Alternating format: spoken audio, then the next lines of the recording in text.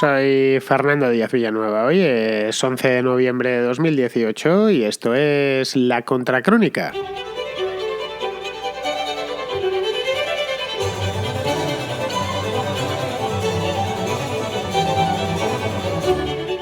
Bienvenidos a La Contrarréplica, vuestro programa, el programa de los oyentes, en el que vosotros hacéis preguntas o reflexiones y yo, si puedo, las contesto. A veces hasta os las contestan otros oyentes, lo cual a mí me gusta especialmente. Bien, sabéis que desde esta misma semana ha empezado una variante de La Contrarréplica que se llama El Contracorte. Digo que es variante porque siempre El Contracorte es un programa mucho más corto, dura solo 5, 6, 7 minutos y se da entre semana. Bueno, ayer, de hecho, que fue sábado, saqué un contracorte, bueno, pues porque me lo pusieron a huevo, me lo puso a huevo un oyente mexicano llamado Sergio. En concreto hablé, mejor dicho, él me lo preguntaba sobre los salarios de los estadounidenses y los mexicanos. Bien, pues de este se plantea una pregunta y a partir de ahí se responde. Tanto para la contracrónica, como para el contracorte, como para la contrarréplica, como para todas las contras, el teléfono al que hay que enviar los mensajes de WhatsApp es el mismo. Es decir, los mensajes de WhatsApp, las notas de voz de WhatsApp. Si además me queréis mandar un mensaje, pues yo encantado, pero por aquí, por este medio, que es un programa de radio, solo pueden pasar las notas de voz. El número es el siguiente, es el 690 82 7909. Ya sabéis, la nota tiene que durar 1 minuto, 2 minutos, 3 minutos si realmente necesitáis ese tiempo para desarrollar un tema. Bien, no hay ningún problema y a ser posible que esté bien grabada. Es decir, hay que tener respeto por los oídos de todos los oyentes, no solo por los propios, y que no haya pues un tipo con una taladradora detrás, ni qué sé yo, gente con la bocina, etcétera. Es decir, que se escuche alto y claro, lo más alto y claro que permite el teléfono móvil, que tampoco es que sea una maravilla de grabación, pero es la suficiente calidad como para ser emitido. Bien, pues dicho esto, vamos ya directos de cabeza a la contrarréplica.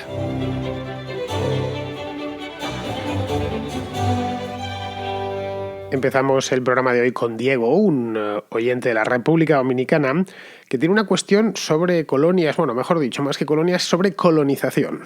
Buenas, Fernando.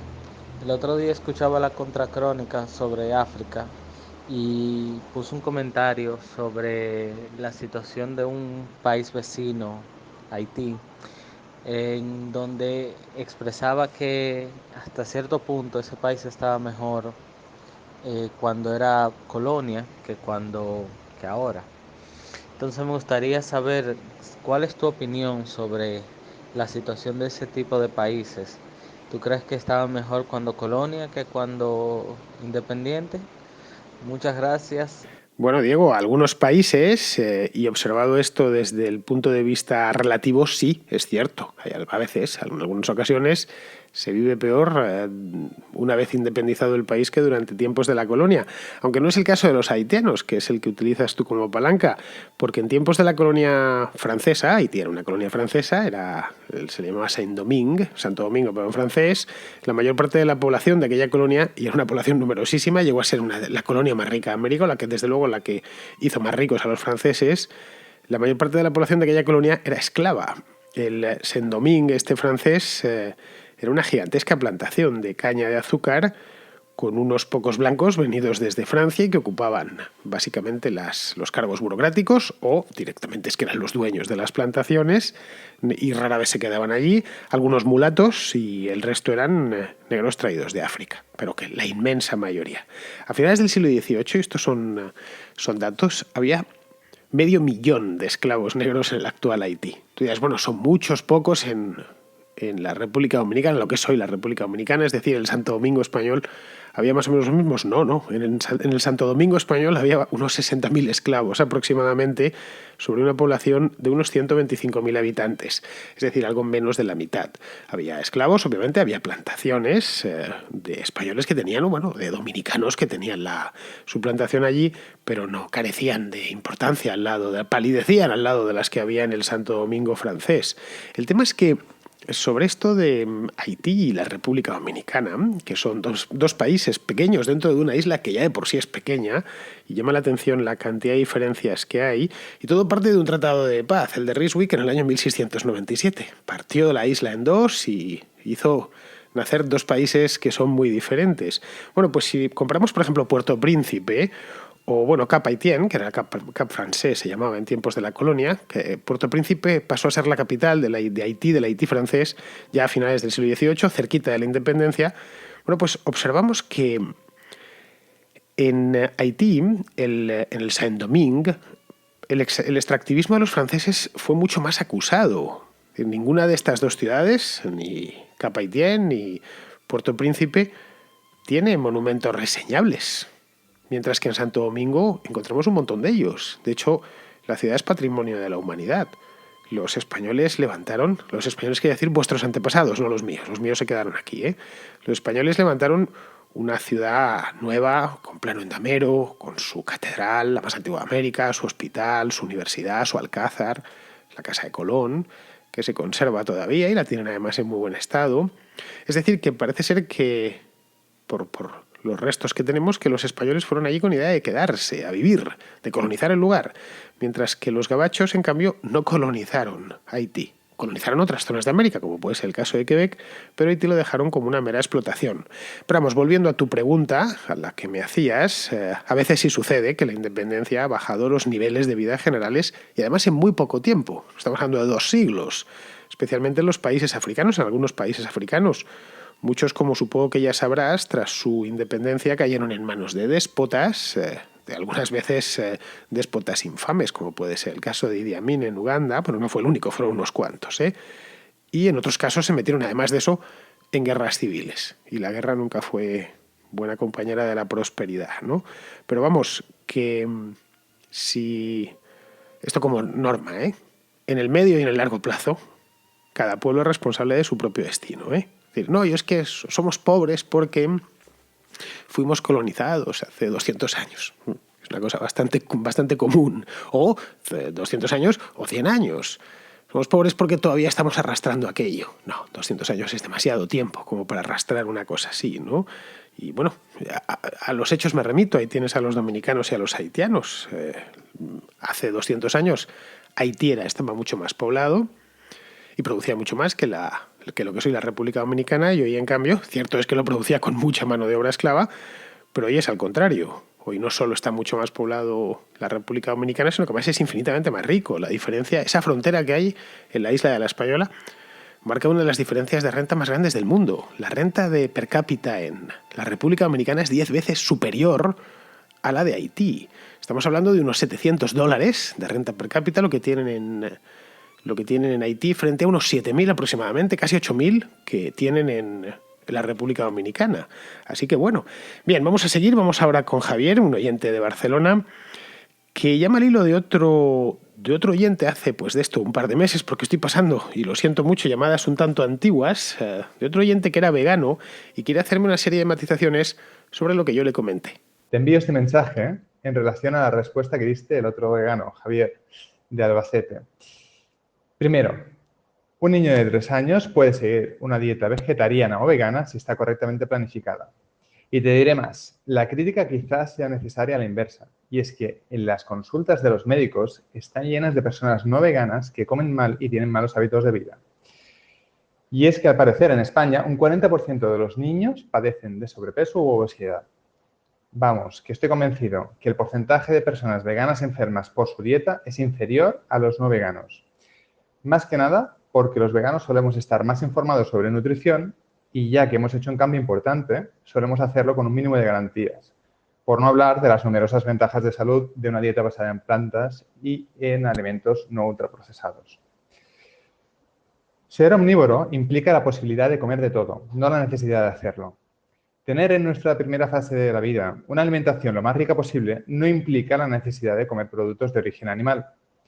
Como declaran muchos doctores, dietistas nutricionistas y numerosas asociaciones de dietética, como por ejemplo la Asociación Americana de Dietética, una dieta vegana es saludable, adecuada nutricionalmente para personas en todas las etapas vitales, embarazo, lactancia, infancia, adolescencia y para atletas. Y por cierto, que lo declaran basándose en la evidencia científica, sin ningún tipo de sesgo moral. Pero no te culpo ni a ti ni a tu médico de guardia, Pizarro, ya que todavía a día de hoy la información actualizada sobre nutrición brilla por su ausencia en el sanitario medio por lo menos en este país. Que algunos queramos veganizar a toda la sociedad no implica que queramos prohibir ni la producción ni el consumo de productos de origen animal. En la opinión de muchos veganos, una prohibición así solo traería más malestar animal, además de riesgos para la población por falta de medidas sanitarias derivadas del mercado negro, que sin duda se generaría. Lo que queremos es hacer obsoleto el sufrimiento animal, no incrementarlo. Respecto al derecho de los animales, haces la comparación con el mundo salvaje, como si eso nos diese a nosotros la justificación moral para maltratar a los animales que queramos. La cuestión no es esa, la cuestión es, y estarás de acuerdo conmigo, que causar sufrimiento innecesario es inmoral. Por ejemplo, ¿están justificadas las corridas de toros para entretenimiento del público? A estas alturas, para gran parte de la población del primer mundo no lo está. ¿Está justificado el consumo de cerdo por su sabor o sus características nutritivas? Para la mayoría de la sociedad puede que sí, pero para los vegetarianos no. Creo que el veganismo no es una ideología sectaria de puritanos prohibicionistas como algunos se deben pensar. Conozco muchos veganos y la mayoría no son así. El veganismo, tal y como yo lo veo, es una filosofía de vida que implica un cambio de paradigma sobre los valores morales, con el objetivo de reducir al mínimo el sufrimiento de los animales que poseen conciencia y muestran conductas intencionadas. En relación a esto último, sería bueno que leáis la Declaración de Conciencia de Cambridge, un manifiesto firmado por muchos científicos, entre ellos Stephen Hawking, que estudian la conciencia y la mente, en el cual reconocen que muchos animales poseen las estructuras cerebrales para experimentar conciencia y otro tipo de sentimientos. Bueno, Javier, yo creo que los veganos están en mejor forma, como bien dices, porque por regla general suelen saber mucho más de nutrición que la población común y corriente. Cualquier vegano sabe más de nutrición que yo mismo. Y eso es así, porque les da por ahí a los veganos la comida, que para mí es un simple alimento, que me gusta o no me gusta, poco más puedo vivirlo. Evidentemente sé lo que no es saludable, obviamente. Sé que estar comiendo donuts todo el día pues no es bueno, bebiendo Coca-Cola todo el día, y evidentemente por eso tratamos de evitarlo, menos cuando eres un niño que esas cosas no tienes ni idea, pero vamos, que el vegano promedio sabe mucho más de nutrición que yo, y digo yo como cualquier otra persona, ¿no? De hecho, a poco que conozcas un vegano, y conozco unos cuantos. A lo largo de mi vida pues sí he conocido algunos y he tenido conversaciones con ellos, pues a la que te descuidas te sueltan una conferencia sobre el tema que te dejan de vuelta y media. Pero dices, bueno, lo que sabe este tipo de nutrición, si parecen nutricionistas, se podían dedicar todos profesionalmente a eso. Mira, me reafirmo lo que dije anteriormente. Yo no tengo nada en contra de los veganos, solo faltaba. De hecho, me parece que es así en líneas generales, y siempre que no sea una cosa muy enfermiza, como ya sabes, estos que solo comen granos y cosas así, me parece un hábito de alimentación saludable si se sabe llevar. Lo que yo decía de los niños es que el ser humano, después de 1 millón de años sobre el planeta, no nuestra especie, el sapiens sapiens, es más joven, pero vamos, si nuestros antepasados, ha incorporado carne en la dieta. Luego nuestro cuerpo está hecho para comer carne. Es así, si no la hemos comido en ciertas épocas es porque no hemos tenido acceso a ella, no porque no nos siente bien. Una cantidad moderada de carne nos sienta bien. Y eso es así, y puede opinarlo cualquier científico al respecto, cualquier nutricionista. Siempre que sea una cantidad moderada, no hay ningún problema. Nuestro cuerpo está hecho para eso, somos omnívoros. Evidentemente, decidimos a partir de cierta edad lo que queremos comer. Pero a un niño de 3 años tenemos que darle la alimentación más rica y más equilibrada posible. Eso es a lo que me refería. Es decir, que si yo tengo que alimentar a un niño, le voy a tratar de dar algo que le haga crecer y que le forme bien el cuerpo. No tendré ningún problema en darle potitos de carne. Te lo puedo asegurar, ni me sentiré en deuda con la naturaleza, ni me sentiré mal, ni tendré ningún tipo de conflicto ético. Ahora, si lo tienes tú, pues no lo sé, ya lo siento yo por el niño, sinceramente, porque creo que los niños necesitan también carne. No es por nada, hay productos lácteos, como puede ser la leche, los yogures y demás, ¿no? En fin, a mí esto, como te digo, ya me importa, pues lo que cada uno coma no es mi problema, es un asunto privado. Tampoco me gusta que los animales sufran, ni por supuesto soy capaz de administrarles sufrimiento alguno, pero entiendo que para que podamos alimentarnos, los 7.500 millones de habitantes que hay sobre el planeta Tierra en estos momentos, creo que alguno más, pues necesitamos comer carne. Si no, no hay vegetales para todos, para mantenernos a todos con vida. Y hoy por hoy, hasta que se consiga hacer viable comercialmente la carne cultivada, ese tipo de carne sintética que están los biólogos en los laboratorios devanándose los sesos para hacerla viable y que se pueda producir en masa, pues solo hay una manera de obtener esa carne, y es criando y sacrificando animales, no hay otra. Es pues, literalmente pura ley de la naturaleza. Es así, que en la cría y el sacrificio de animales debemos aplicar todo tipo de trato humanitario y lo más ético posible, sin ninguna duda. ¿Vale? Porque hemos transmitido nosotros nuestros propios principios a los animales. Lo he dicho muchas veces, los animales no se dispensan ningún tipo de cuidados entre ellos.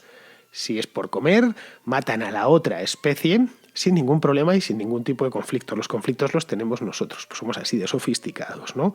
Es decir, que en este tema no se trata de elegir entre lo bueno y lo malo. Es una disyuntiva falsa la que están poniendo a la gente. Se trata de elegir entre dos opciones malas, la de morirse de hambre o la de provocar sufrimiento, aunque sea breve, a un animal para comértelo. Como ves, estás bienvenido a la realidad. O, bueno, no sé si es tu caso, pero a muchos veganos hay que decírselo así. Por lo demás, esta es una disyuntiva bastante habitual de los seres humanos a lo largo de nuestro recorrido como especie por encima del planeta. Es una cosa bastante... tener que elegir entre dos alternativas y que las dos tengan componentes malos. Pero vamos, te lo digo ya porque el tema lo tengo avanzado. Mañana, lunes, día 12, hablaré sobre la contracrónica de mañana, hablaré sobre este tema del veganismo, no más que del veganismo, del animalismo, el consumo de carne, etc. Es una de estas contras que me preparo algunos fines de semana sobre temas más de fondo y menos de actualidad, aunque obviamente he escogido un gancho de actualidad, así que ya sabes, si te interesa, mañana no faltes porque hablaré sobre este tema mi buena media hora.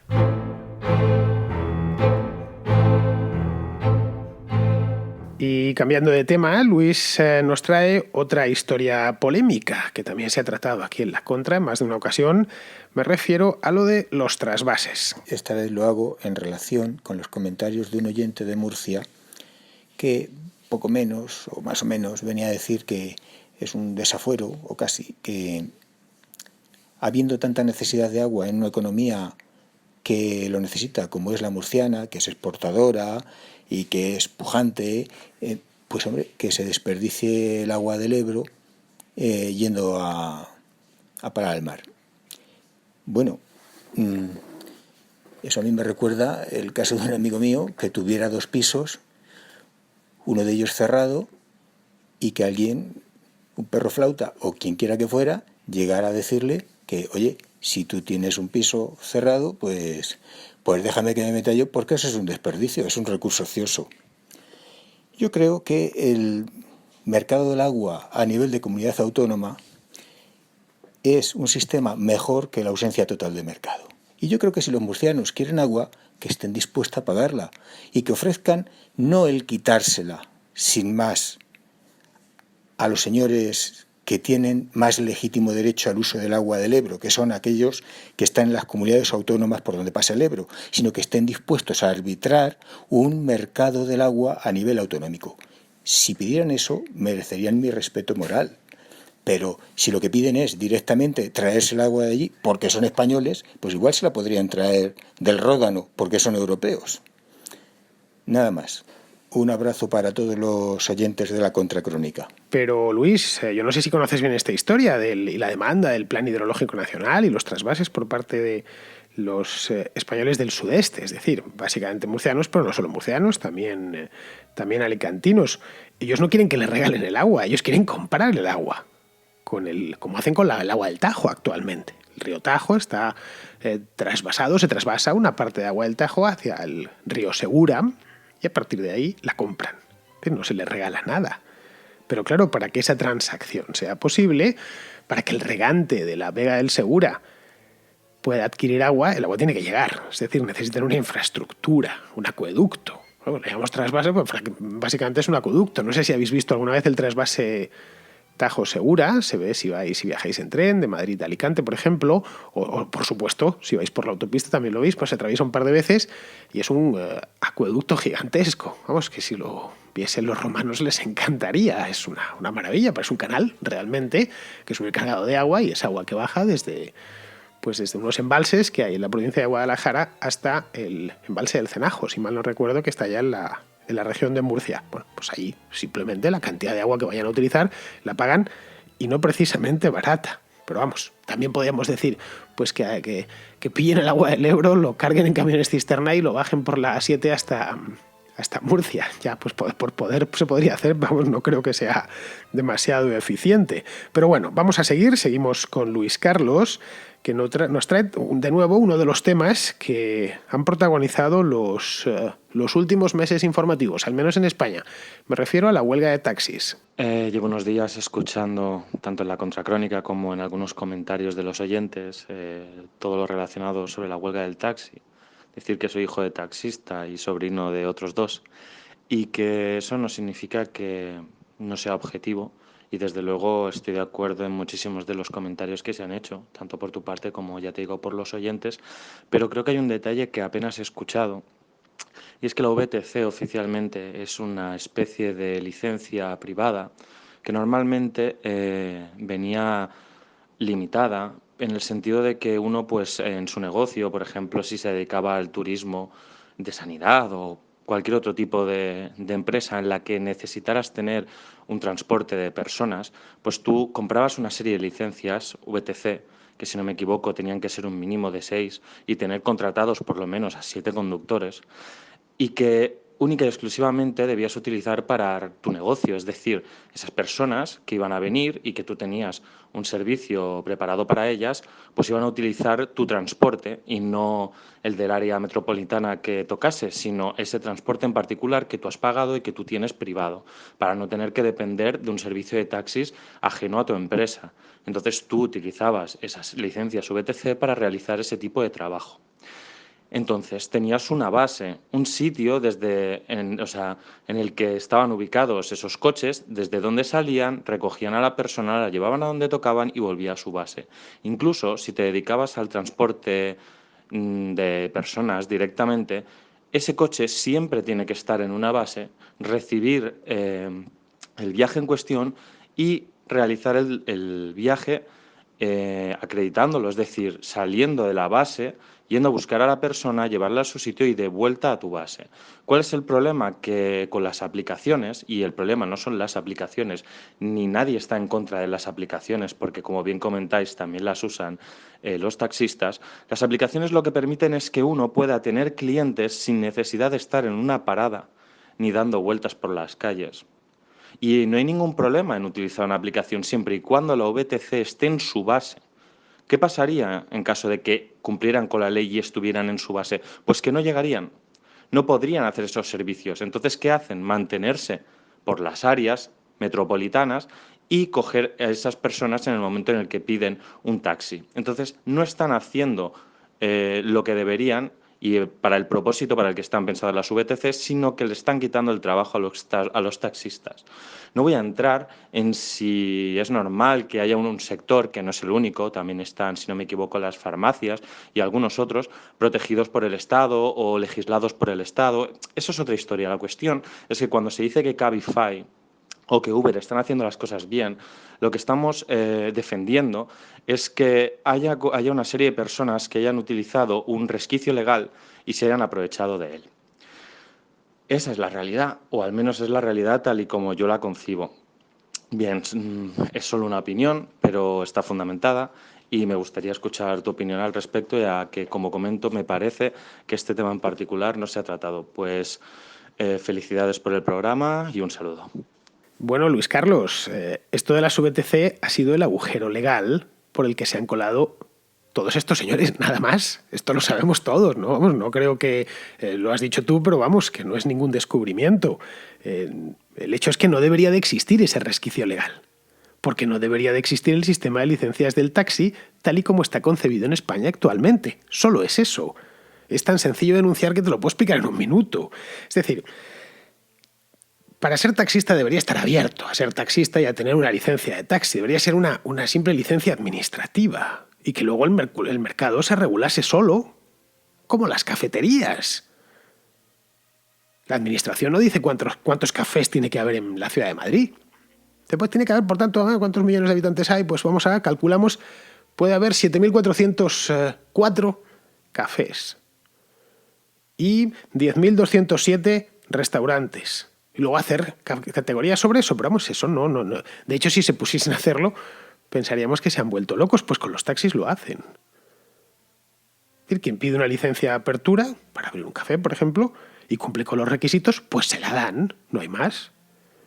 El Estado no genera escasez artificial con los cafés, ni con las fruterías, ni con las agencias de seguros, ni con los puestos de pipas, como esos que hay en el Retiro. Pedirán su licencia, ponen su puesto de pipas o de helados o de lo que sea y ya está. Y se ponen a trabajar. En el caso de que haya demasiados puestos de helados, pues cierran. De hecho, los puestos de helados son muy estacionales. Como bien sabrás, en verano la ciudad está llena de puestos de helados y en invierno, en cambio, cuesta comerte un helado, a no ser que vayas a las heladerías tradicionales.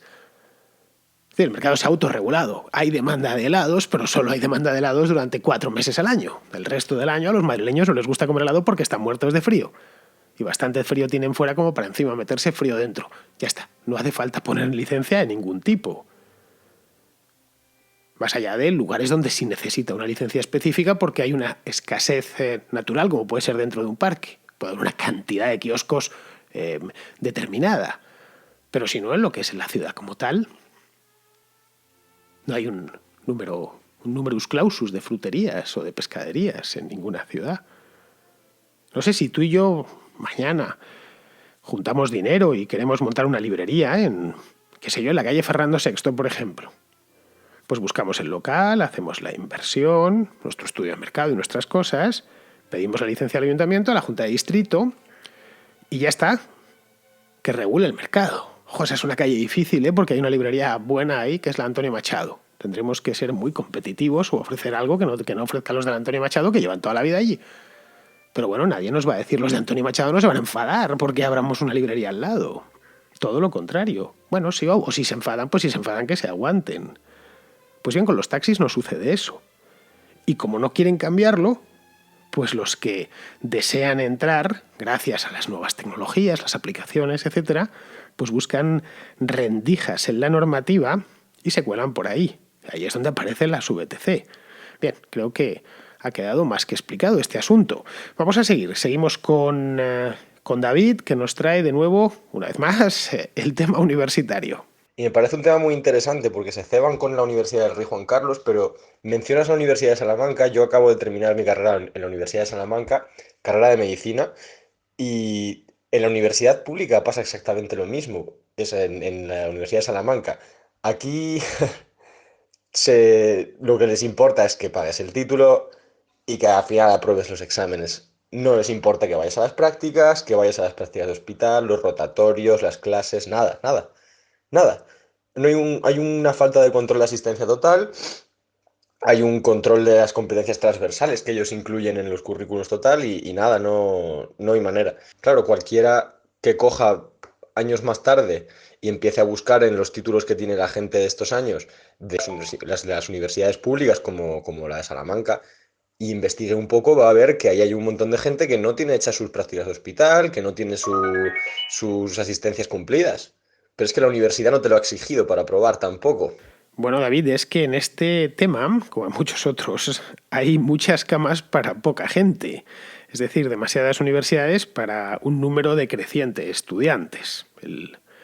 Porque no hay gente joven. Es que la España de nuestros días no es la de cuando yo era niño, te lo aseguro. En los años 80. Yo recuerdo los parques de la ciudad llenos de niños, las universidades reventadas en los años 80. Yo tenía un primo que estudiaba Derecho en aquel entonces, en los 80, yo todavía iba al colegio, y que me contaba que en su clase había como 200 personas, una cosa así. Bueno, era una cosa común. Hoy encontrar 200 o 300 personas en un aula en la Facultad de Derecho es imposible. Es que 300 probablemente hayan toda la licenciatura, en toda la carrera. Bueno, pues eso era normal. Entonces se empezaron a crear nuevas universidades, tanto públicas como privadas, y el resultado es que hay una sobreoferta. Que tenemos pues un montón de universidades en España, tantas con licenciaturas o titulaciones oficiales, hay son 80 u 83, muchas más de las que el mercado demanda, creo yo. De ahí que estén con lo de los posgrados, básicamente, ya que no pueden vender graduaciones y títulos a los que no nacieron hace 20 años, pues se los tienen que vender a los que nacieron en los años 60 o en los años 70. Sí, tratan de colocar títulos a los posgrados a los treintañeros, a los cuarentones, colocarles másteres que no necesitan y que no sirven más que para adornar el currículum y ponerlo en LinkedIn. Las más de las veces. Mira, yo no tengo ni doctorado, ni máster, ni Cristo que lo fundó, pero me paso el día leyendo y aprendiendo. En algunas cosas hasta me cunde, como bien sabéis los oyentes habituales. Pero es que yo no estudio y aprendo continuamente, ya digo, para ponerlo en el currículum, ni para colgarlo en LinkedIn, donde no entro nunca, sino por gusto o porque voy a emplear todo ese conocimiento que he adquirido en el desempeño de mi profesión, para la que yo entiendo que hay que estar leído. Sé que hay muchos periodistas que no leen nada, pero yo creo que este es un oficio en el que tienes que estar leído. No necesito ir a ninguna universidad, ni que me den un título, ni un papel, ni nada de eso.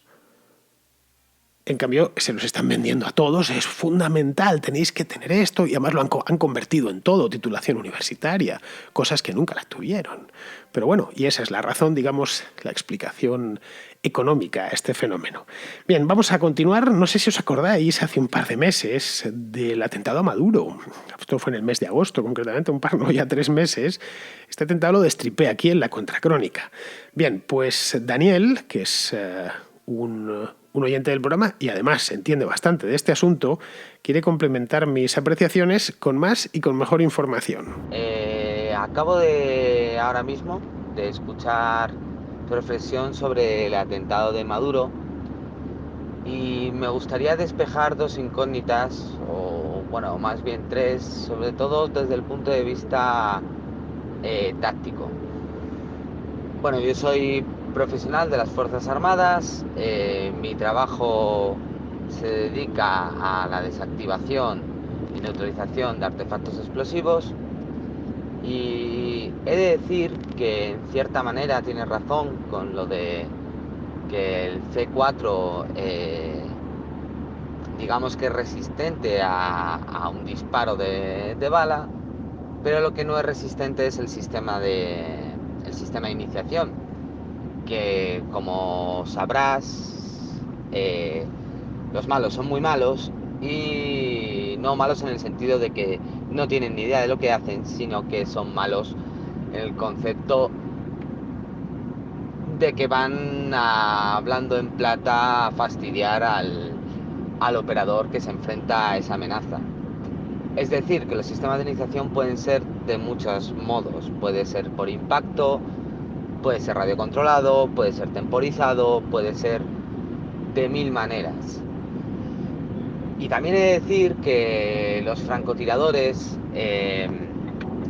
a lo cual también nos dedicamos en la parte de desactivación, nos dedicamos sobre todo a bombas de aviación o artefactos que tienen mucho tonelaje, a dispararles a distancia con fusiles de gran calibre. Y solo se hace un disparo. No se va corrigiendo por disparos, sino tenemos unas tablas que van medidas por cálculos, caídas de bala, peso de bala, y nosotros marcamos distancias y esas distancias sueles hacer fuego eficaz a la primera. En el caso de que haya sido real ¿cómo se llama? Este atentado, es posible la neutralización del artefacto en vuelo por el método de disparo único. Poco creíble porque, como dices tú, no hay fotos, no hay nada, pero a mí sobre todo creo que me gustaría que contestaras a esta pregunta, y es el porqué de hacer un montaje de esto. ¿Qué busca? Que aparte del protagonismo, de vanagloriarse, de que de las 1000 historias que nos podemos imaginar de este señor, pero ¿qué busca? ¿Qué enfrentamiento busca contra el señor presidente de Colombia? O no sé muy bien, ando bastante perdido en esto. Muchas gracias por tu programa y te escucho mucho, a menudo además. Muchas gracias. Pues muchas gracias, Daniel. la verdad es que da gusto escuchar a alguien que sabe de algo y que sabe bastante de ese algo, que lo comenta con autoridad. Y la verdad es que nunca había escuchado a un desactivador de explosivos como los de En Tierra Hostil. El peliculón, por cierto, que supongo que te encantará y que no ha venido por el contraplano. Lo dejo ahí suelto por si alguno me quiere hacer la crítica, porque es una película que a mí me gusta mucho. Respecto a lo que preguntas, pues el temor a un magnicidio es un recurso político no muy usual, afortunadamente, pero que sí utilizan sobre todo los dictadores. Este temor al magnicidio es un argumento propagandístico extraordinario, que permite al gobernante dos cosas. La primera es despertar la paranoia en torno a su seguridad. Y además mostrar al país entero cómo el adversario quiere acabar con él. Es decir, muy bien, te lo estoy haciendo porque quieren matarme. Esa es la primera. Y la segunda, intensificar la represión.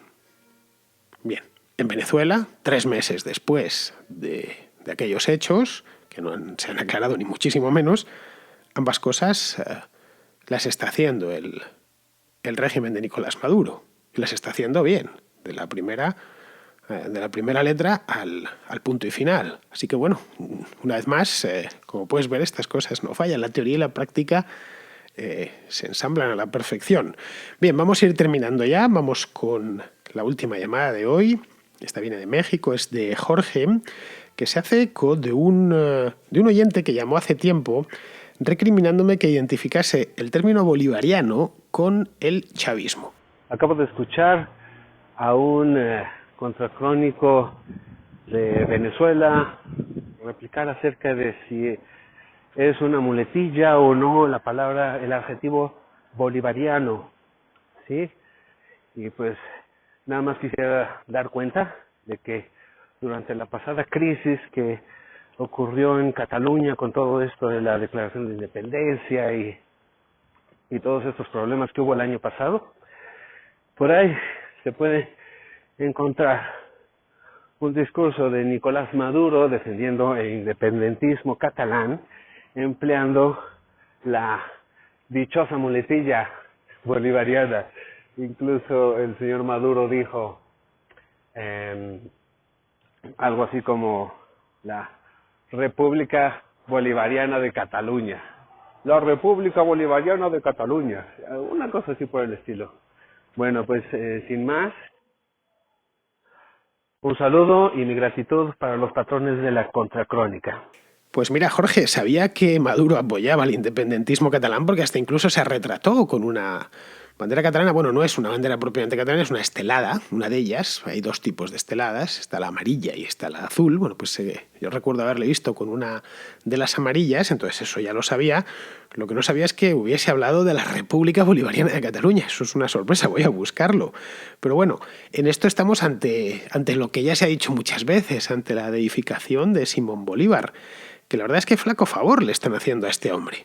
Que bien, que como todo personaje histórico pues tenía sus luces y sus sombras, pero no se merecía, creo yo, que estos vividores se aprovechasen de esa manera de él. Han terminado haciendo una caricatura de Simón Bolívar. Después de toda esta pesadilla va a quedar, bueno, ya, no hace falta ni que se termine la pesadilla, Simón Bolívar como tal ha quedado completamente irreconocible. Muy bien, hasta de la tumba le han sacado, por cierto. Bien, pues con esto ya terminamos la contrarréplica de hoy. Ya sabéis, mañana, hoy he dicho el tema del que voy a hablar mañana, así que os lo repito, mañana hablaré aquí en la contra de la historia esta del animalismo y la carne, el consumo de carne, etcétera, que supongo que como mínimo unos cuantos de vosotros que se habéis preguntado por el tema si os va a interesar. Bueno, espero que os interese a todos, claro, porque es un tema, creo, del que se habla cada vez más y que yo personalmente considero que es muy interesante. En fin, queridos amigos, hasta mañana.